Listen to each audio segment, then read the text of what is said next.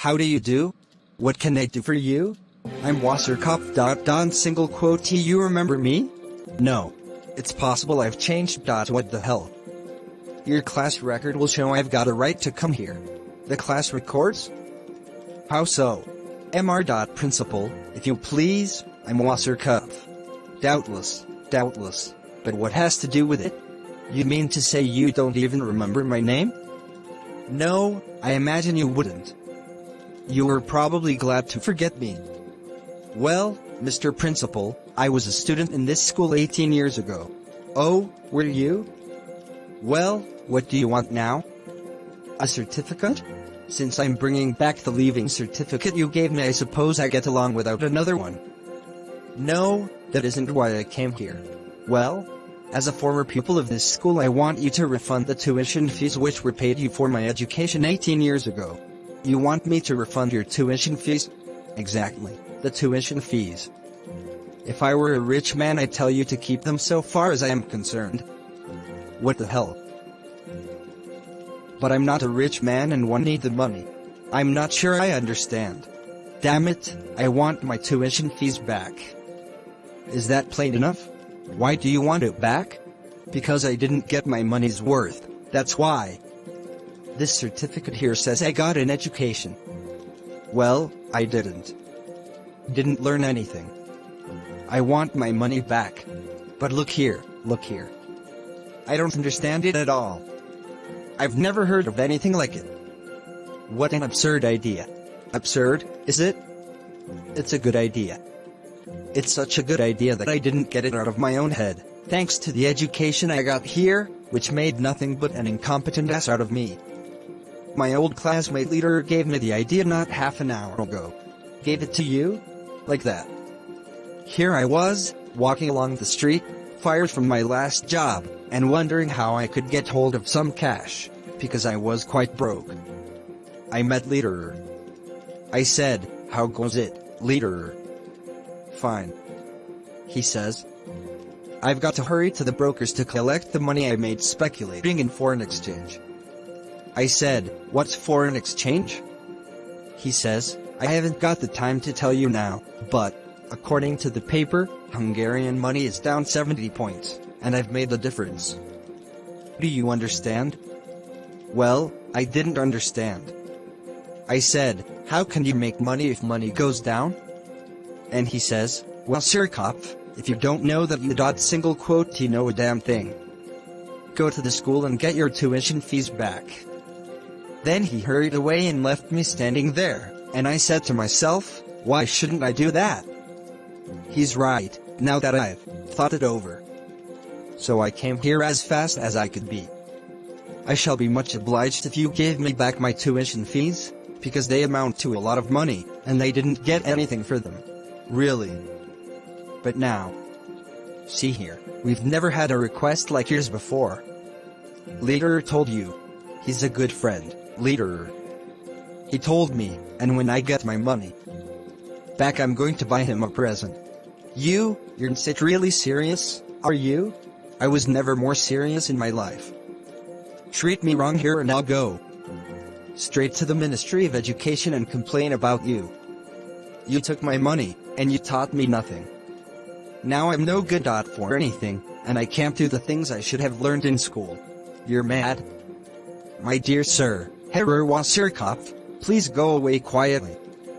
I'll think the matter over after you've gone. No. You don't get rid of me so easy. I'll go when everything's been settled. I was given instruction here in exchange for money, so that I might be able to do something.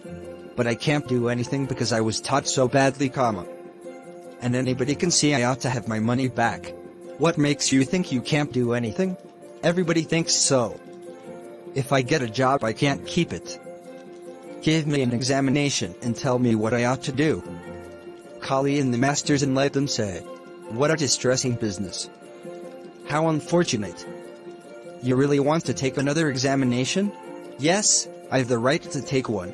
What an unusual case. I never heard of anything like it before. I shall have to consult the staff.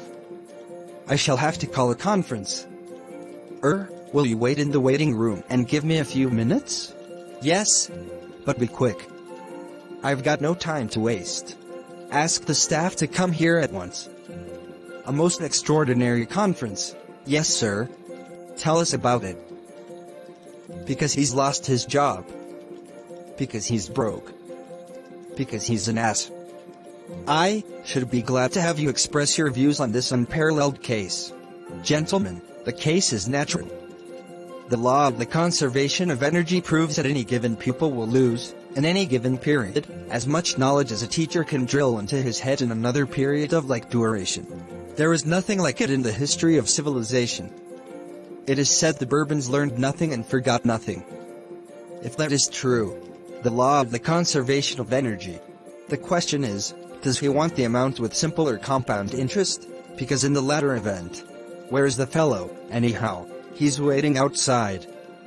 He wants to be re-examined. He says he learned nothing. He says a re-examination will prove it. I'd like to know what you gentlemen think about it. A re-examination? Gentlemen, it is my conviction that we shall lose nothing by re-examining Wasserkopf. If he fails, he will place us in an awkward position, therefore he must not fail. He has, shall I say, pursued advanced studies in the school of life. We will not make our questions too difficult, agreed, gentlemen? We are dealing with a sly, crafty individual, who will try to get the better of us, and his money back, by hook or crook. We must checkmate him. How? By sticking together. The object is to prevent him from failing, because if he fails he succeeds. That we must stop. If he fails, tomorrow there will be 2 more former pupils, and the next day a dozen. We must back each other up, gentlemen, so that this painful affair does not become a pedagogical scandal. We will ask him questions. Whatever his answers, we agree beforehand that they are correct. Who will decide? I, if you will permit me. Mr. Principal, let us proceed with the examination. We will show the former pupil that we too can be shrewd. Isn't there a chance of something going wrong?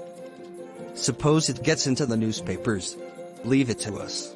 Show in Herr Wasserkopf. How do you do? Who the hell are you? Sit down, you loafers. How dare you? Please. Sit down, you loafers.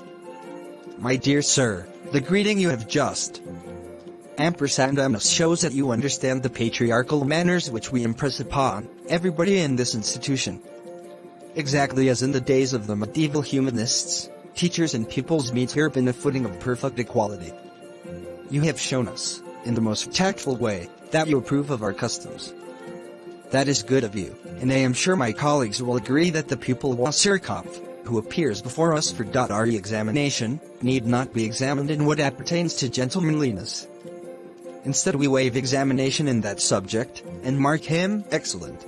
Quite right. Quite right. Manners, excellent. Agreed. Agreed. All right, if you say so. What the hell? I don't give a damn for the lot of you. My being gentlemanly isn't going to pass this examination. Let me fail as quickly as possible, and give me my money. Everything else is just damned nonsense. Speaking for the staff, we agree with you. Your exquisite courtesy will not affect us one way or the other. We will examine you, and will be guided entirely by your replies to our questions. Take notice of that. All right? Carry on. Let's hear the questions. I need money. Go to it. Ask me questions, professors. I mean, long-eared asses. I'd like to see you get a single correct answer out of me. The examination will begin. History. Herr Schwiffler, Herr Wasserkopf, won't you be seated? To hell with a seat. I'll stand. Bravo. Excellent. Herr Wasserkopf wishes us to understand 2 things. He will dispense with a formal written examination and will answer orally. Good. He will not be seated. He will stand. Also good. It follows that his physical condition is splendid, and I take it upon myself to award him an excellent in physical culture. I ask the principal, who teaches that subject, To concur. Quite right. Physical culture. Excellent. Agreed. Agreed. No. You caught me once, didn't you? Well, you won't do it again. From now on I'll have my ears open. Alertness, very good. Perseverance, unusual. Logic, excellent. Get on with your questions. Ambition, boundless. Yes, yes, just a minute. What's the matter, Schwiffler? Aren't you prepared? A moment. Oh, you can't think of a question that's easy enough? You were always an numbskull candidate. Answer this question: how long did the 30 Years' War last? Third. I mean to say, I don't know. Please answer my questions. I am sure you know. Give me an answer. Well, Mr. Principal, this is no way to run an examination. That fellow is trying to make me cheat. I shall deal with this decisively. Go away. How long did the 30 Years' War last? Was that the question? Yes, yes. I know. Exactly 7 meters. Ha, ha. 7 meters. I know it lasted that long. It's possible I'm wrong, and if I am I fail. 7 meters. Ha, ha. 7 meters long. 7 meters. Please give me back my tuition fees. 7 meters? Right. Your answer is excellent. What? What did you say? The answer is correct. As a matter of fact, the candidate has shown us that his thought processes are not merely superficial, and that he has investigated the subject in accordance with modern researches based on relativity, of course. The quantum theory. Planck. Einstein. It's all very simple. Don't say another word. We understand perfectly. Einstein has taught us that time is as real as space and matter. It consists of atoms, may be synthesized into a unified whole, and may be measured like anything else. Reduce the mass system to a unit and a year may be represented by a meter, or 7 years by 7 meters. We may even assert that the 30 Years' War lasted 7 years only because actual warfare took place only during half of each day, that is to say, 12 hours out of the 24, and the 30 years at once become 15. But not even 15 years were given up to incessant fighting, for the combatants had to eat 3 hours a day, reducing our 15 years to 12. And if from this we deduct the hours given up to noonday siestas, to peaceful diversions, trail, non-warlike activities, to social distractions, we have left only the time which the candidate has represented by the Einsteinian equivalent of 7 meters. Correct. I take it upon myself, gentlemen, to propose a grading of very good in history. Oof. Bravo! Excellent. He has passed. But I don't see. That ends the examination in history. History, very good. Now the examination in physics. Now we'll see something, you tricksters. Come. Well, what's going to happen? Ask your questions, or don't. I haven't got any more time to waste. Oh, now I remember you. Do you know what we used to call you behind your back? We called you the cannibal, because you were always chewing your thumbs, just as you're doing now. That's what we called you. Oh, by the way, do you remember the day you tripped and fell flat in the aisle? Do you know who tied the string across from desk to desk, so you would do that? I did it. You? Don't get excited, little man. Ask me a hard question instead. Plow me. Kind of you, very kind of you. And now, tell me, Herr Wasserkopf, do clocks in church steeples really become smaller as you walk away from them, or do they merely appear to become smaller because of an optical illusion? What absolute rot? How should I know? Whenever I walk away from clocks they get larger. Invariably. If I want them to get smaller I turn around, and walk right up to them, and then they're not small at all. In a word, therefore, therefore, you give me a pain in the neck. You're an ass. That's my answer. Is that your answer? Good. It is correct. A difficult answer, but a most brilliant one. I'll explain, that is to say, I'll explain. When we talk of the ass we always notice. Yes? Yes? That his look is sad. Therefore I've got it. What have you got, you whisk-haired baboon? I've got it, and the answer is right. Why is the look of the ass so sad? Why are all of us usually so sad? Because we are all the victims of illusion. But what illusions can affect the extremely primitive apperceptive powers of an ass? Obviously the illusions of the senses, for the ass lacks imagination. And these must be none other than optical illusions, since the ass, like us, observes that objects appear to become smaller as he moves away from them. The candidate has given us a most excellent answer in calling our attention to an animal whose expression is melancholy, because its senses are deceptive. Or, to put it in another way, because the apparent decrease in size of an object, in this case a clock, is to be ascribed to optical illusion. The answer was correct. I certify, therefore, that the candidate may be given very good in physics. Physics, very good. Bravo. I protest. The examination in geography. Just look at him. The old hypocrite. How are you, anyhow, nitwit? I beg your pardon? My name used to be in your class book, didn't it? You old reprobate. You just wait. I'll fix you all right. Tell me, candidate. I'll tell you. Oh, how I used to hate you 18 years ago. Please tell me what city of the same name is the capital of the German province of Brunswick. What dumb question. The answer's part of the question, isn't it? And the answer, what is it? Same, of course. That's the answer. If the name of the city is the same, then the name of the city is same. Right? If it isn't, I fail, and you refund my tuition fees. The answer is correct. The name of the city is same. Gentlemen, the candidate shows exceptional knowledge of the history of the city of Brunswick.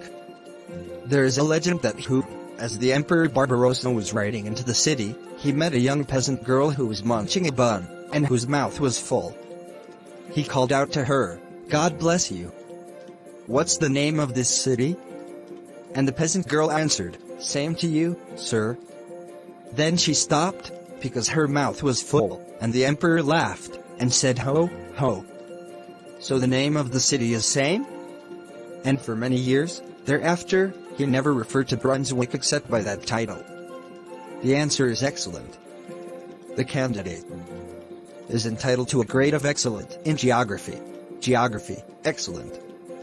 Thus far the candidate has come through with flying colors. Only the examination in mathematics is left. Should he pass it, he will have passed the entire examination. I'm going to be more careful now. So here you are, old stuck in the mud. Do you know we used to call you old stuck in the mud behind your back? You'd better brush up your wits if you think you're going to put one over on me. I'll start off by telling you a few things about mathematics. 2 times 2 is 5, and I make up my own multiplication tables as I go along. And if you add tight apples and 2 pears, the answer is 27 apricots. That's my system, and you will see me use it. To hell with mathematics. Answer excellent. Answer very good. Answer correct? Not this time. It will be simpler if you say you aren't prepared, and let me fail. You must not joke about a serious examination. I'm going to ask you 2 questions. One of them is easy. The other is hard. One of them is easy. The other is hard. The same old stick in the MRT that you always were. I remember the pictures of you we used to draw on the board. If this were an examination in art, you would be marked excellent. But we are dealing with mathematics. The easy question, if we represent the speed of light by x, and the distance of the star Sirius from the sun by y, what is the circumference of the 180-sided regular polyhedron whose surface area coincides with that of the hip pocket of a state railway employee whose wife has been deceiving him for 2 years and 11 months with the regimental sergeant major of hussars? But look here, Professor. Professor, don't interfere with him. Will you repeat the question? No. Either you paid attention, or you did not. Either you know the answer, or you don't. Tell me the answer, because if you don't know it, of course I know it. Naturally I know it. I'll tell you, 2,629 liters. Exact. No fractions. And now did I give you the correct answer? I've given you an answer which is too good. No. The answer is wrong. The correct answer is 2,628 liters, and not 29. I refuse to pass the candidate. Mark him failure. I told you so. I told you so, Professor. Professor. I'm sorry. It is true that his error amounted to less than 0.1% in the total, but it was an error. He fails. My tuition fees. My tuition fees. In my opinion, the candidate's request is reasonable. Now that I have satisfied myself he cannot pass our examination, it is his right to recover the monies which were paid us. That's so. That's right. Give me the money, is that you think? Absolutely. This is a good school. It is our duty to see that nothing ever injures its reputation. How much do we owe you, Herr Wasserkopf? I'll tell you exactly. I attended this school for 6 years in all. During the first 3 years the fee was 150 crowns quarterly. Total for 3 years 1,800. During the second 3 years the fee was 400 crowns semi-annually. Total, 2,400 and 1,800 is 4,200. Examinations fees, 240 crowns 95 heller. Certificates, documents, books, stamp taxes, 1,241 crowns 43 heller. Total, 5,682 crowns 38 heller. Incidentals, stationery, notebooks, 768 crowns 12 heller. Grand total, 6,450 crowns 50 heller. Knock off the heller and call it crowns. Exactly. You can rely on it. It's right. There's no question of it. It's right to the smallest detail. I congratulate you. That was my difficult question. What? I certify that the candidate passes in mathematics. His answer to the easy question was a very little out of the way. But his answer to the difficult question, how much the refund should be, was exactly correct. Herr Wasserkopf is really a mathematical genius. So you did put one over on me. I present the result of the examination. Herr Wasserkopf has passed with distinction in every subject, and has again shown that he is entitled to the certificate we awarded him on his graduation. Herr Wasserkopf, we offer our congratulations, accepting a large share of them for ourselves for having taught you so excellently. And now that we have verified your knowledge and your abilities, get out before I have you thrown out. So I'm numbskull, am I? Say it again and I'll show you what's what. I'm a cannibal? What? And you were the one who tied the string across the aisle. Hypocrite? Nitwit? Ass? Me? Old stuck in the mud? Yes, sir. Remove single quotee that object. Thank you, gentlemen, for your magnificent cooperation. In the future it will be our proudest boast that in this school our pupils simply cannot fail.